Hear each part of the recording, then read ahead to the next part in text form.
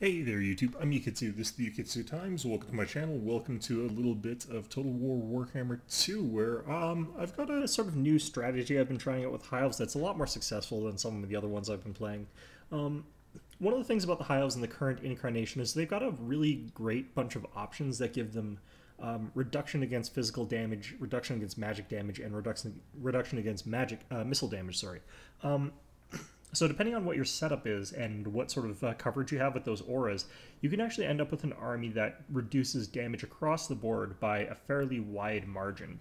The example game, I don't even have every single amount that I've got there, so High Elves don't really have to care about armor in the same way that other factions do in a certain way.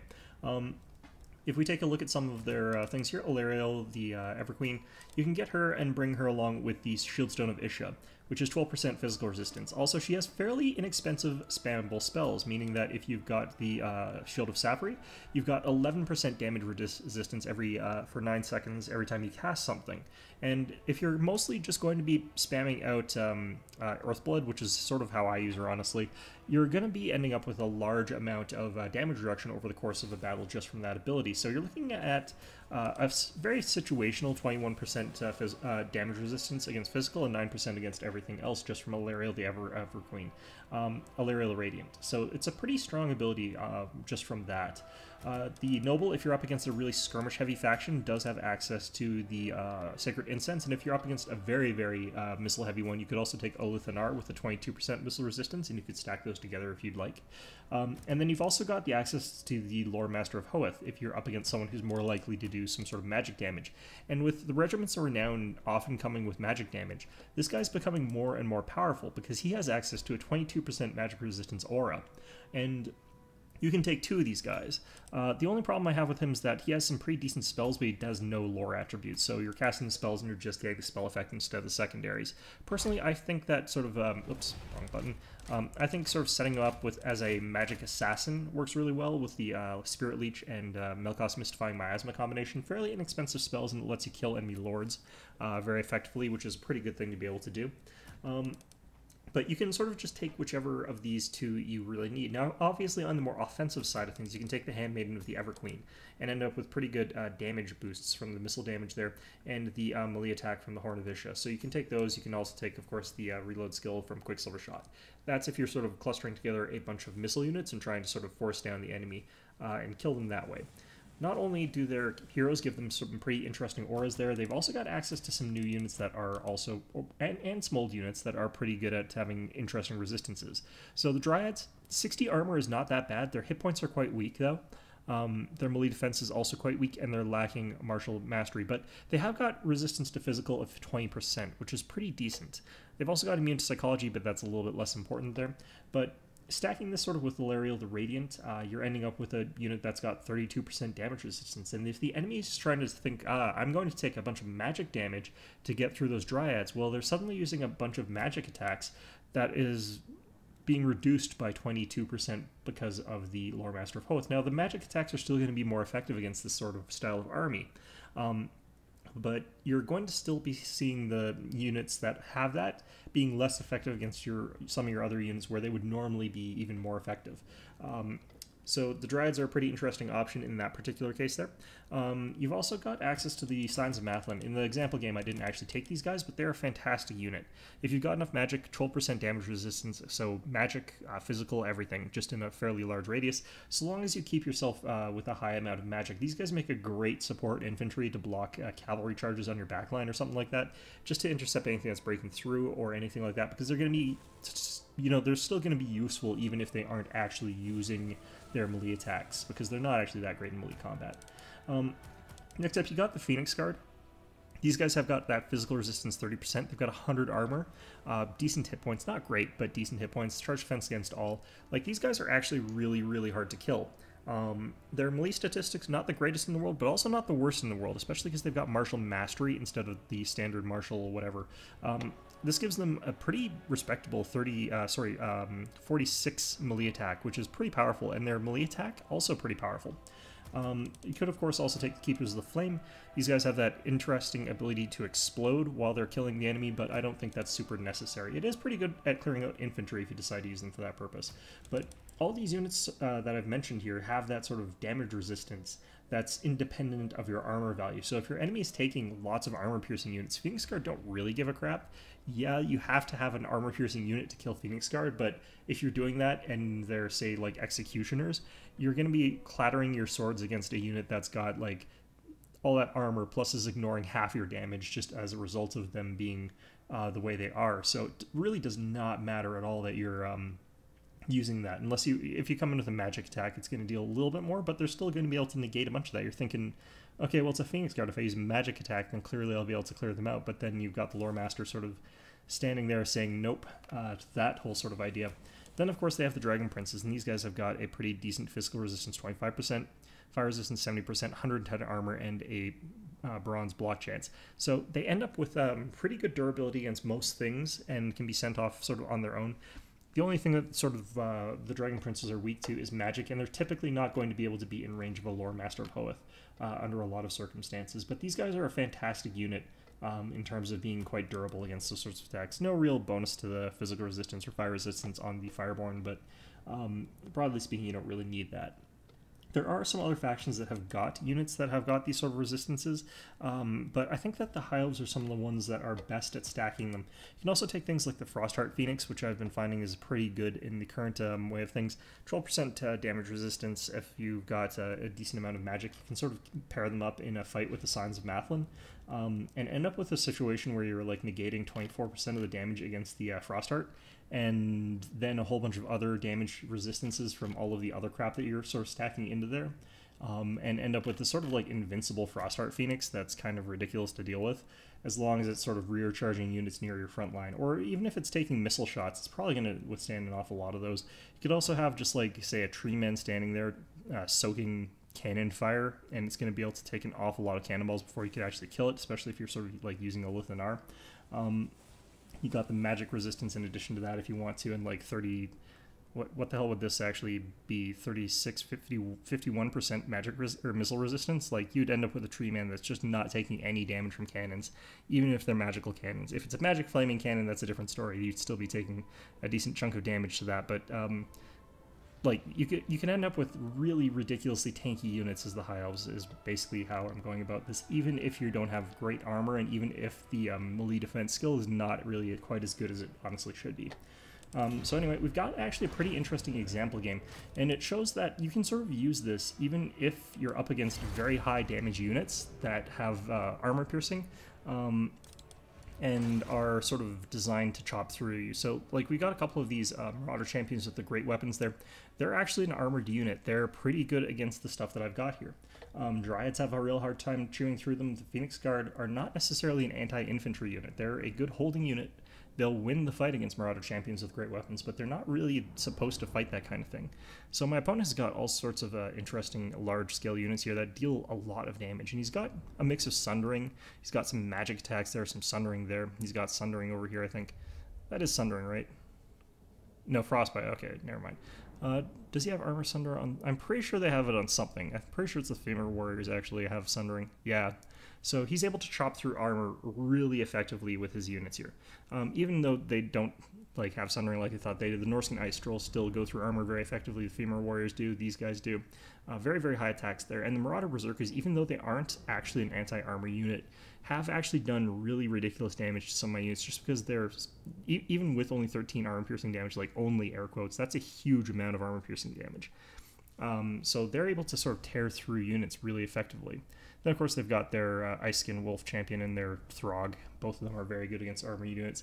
And, like, all of these units are actually fairly tough. You don't really want to be fighting against a lot of them with Dryads under normal circumstances. You can beat them with Dryads, certainly, but they're not necessarily my first sort of pick here.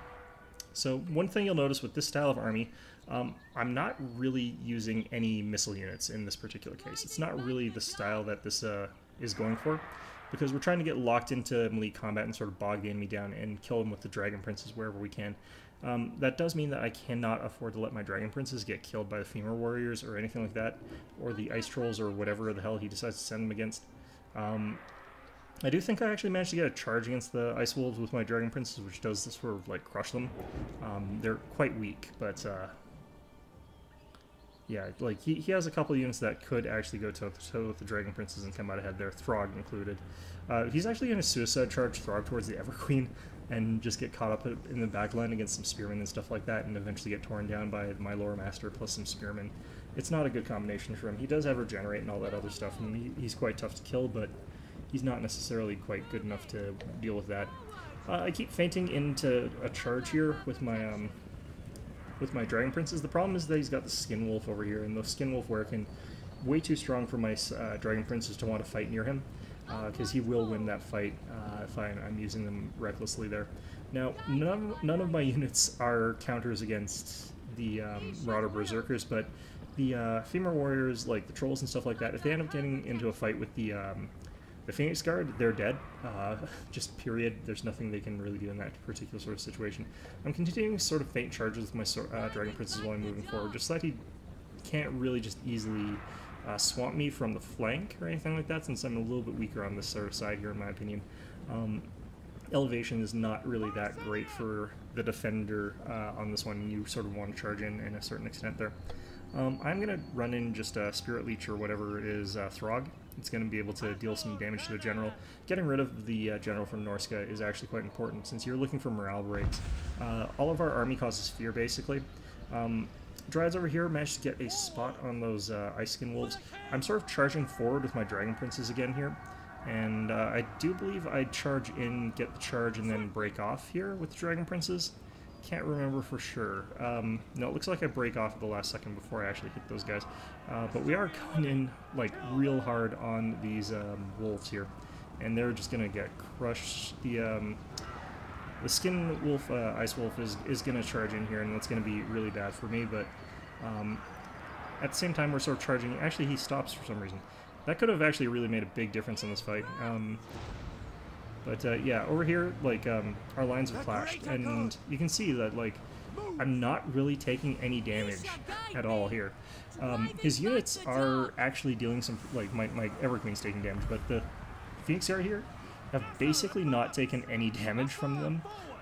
We're going to try and get Throg caught up by these spearmen. He's still going after the Everqueen, he's just trying to assassinate my general, but she's going to be able to heal herself up here and just get out of the fight. Lord Master's still after Throg here as well. Just pops a big healing spell, gets out of there. You can see he's like losing his morale really quickly because he's a fairly low leadership general. He's down to 37 already. He'll be fine for a while longer, but over on the flanks though, my Dryads, I actually managed to surround this one unit of Marauder champions with a pair of units of Dryads. He's going to be able to beat them. Over here, the Marauder Berserkers getting beaten a little bit. One of my units of Dragon Princes manages to get out here. Other unit of Dragon Princes gets out thanks to the Spearmen, which have now taken over this fight here. And the Spearmen are going to actually do a pretty good job of just holding up the fight here. They're not really designed to win in this one, but this is going to give me some time to get a good charge against those Marauder Berserkers. It gave me time to sort of charge into these Marauder Hunters with Javelins. We break over here with the two units of Dryads because I didn't have very much support over here. More of my support sort of over on this side. We lose another unit of Dryads over here, but we're chasing off his general with our Spearmen, and he's not going to be able to recover just as long as I keep chasing him with those Spearmen, and eventually he'll sort of like leave the battlefield. Crush the center line with our Phoenix Guard. The Marauder Berserkers have a very large charge bonus, and they're kind of reliant on that, so the expert charge defense on the Phoenix Guard really does make a difference there. Charging into these sort of Marauder Berserkers with our other unit Phoenix Guard. And these guys still aren't taking that much damage. I don't have to worry about magic damage, I don't think, from these guys. Coming around from the back with these Dryads as well, and they're going to be able to do some stuff. And I'm just keeping my aura within range of these guys so that their damage resistance is 42%. Dragon Prince is managing to get some hits in, run away, going in after these Norscan Marauder champions. With the charge there, with the Lord Master, he's very good against melee infantry. He's basically a sword master hero. Keeping my Everqueen out of the way of the enemy's units there a little bit. I don't want them really hitting her with a bunch of trolls. That would be, or Femur Warriors even, that would be pretty bad for her, but the Phoenix Guard here are going to be pretty damn good. They are starting to drop. They've just been in this fight for far too long, but this unit of Phoenix Guard over here are doing pretty well. Getting Spirit Leech as well off against their Skin Wolf Werkin. Since we've already chased off their general, like, he's way the hell over here. He's still being chased. I think he actually probably could rally at this point since he got a lot of distance, but I don't think he ends up doing it.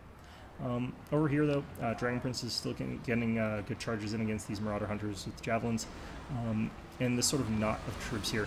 Like, this is the kind of fight that really you don't win if you're fighting against High Elves. Not only is this heal spell just popping in and just making these Phoenix Guard basically ridiculously healthy again. Like, this unit's actually back to the point where it's getting its martial mastery back, which is really what you want in this situation. But all these units sort of retreat off. There, our Lord Master of Hoeth is still fighting this Femur Skinwolf. It's not, or the Skinwolf Hurricane. It's not really the kind of fight that he's designed for, but he'll still do fine in it. He's a very competent melee fighter. We're just sort of having our units sort of derp around because I'm not paying attention to them properly. But even so, like, Dragon Prince is managing to get a good charge against these trolls while they're retreating. And, like, they rally a little bit, but that's not going to last very long. Dragon Princes charge in, get a good hit there, break them again immediately. Because, like, Dragon Princes just have that ridiculous amount of damage that they can deal on the charge. Actually killing a troll out there, pretty good stuff. So, at this point in time, like, my opponent just is not really doing enough damage.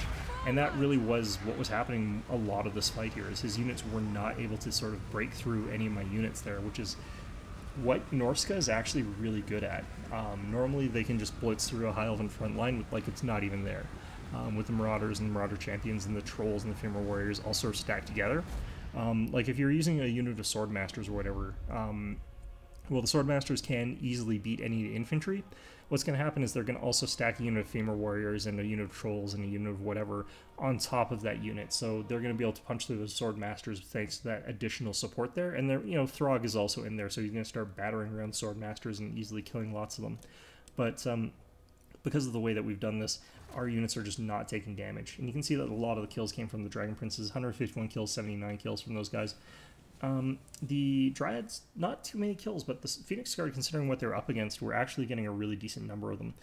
You can see the ones that were fighting against the Phoenix Guard there got 17 kills and 23 kills, so that's just the disparity in terms of, like, the Phoenix Guard, especially when they've got auras stacked over them, making them even better. Of course, we could have done even more damage reduction with Scions of Mathlann instead of these other Spearman units, maybe, or maybe some replacements of some other troops, but it wasn't really necessary in this case. The units just were able to soak so much damage. You can see as well, like, Dryads, even though they didn't win or anything like that, they still outperformed things like one of the units of Marauder Berserkers. This one somehow got 67 kills. I'm not really sure what they were killing. But overall, the Dryads, I think, actually did pretty cost-effectively in this battle. Throg did his thing, I guess. The Skinwolf Werkin did his thing.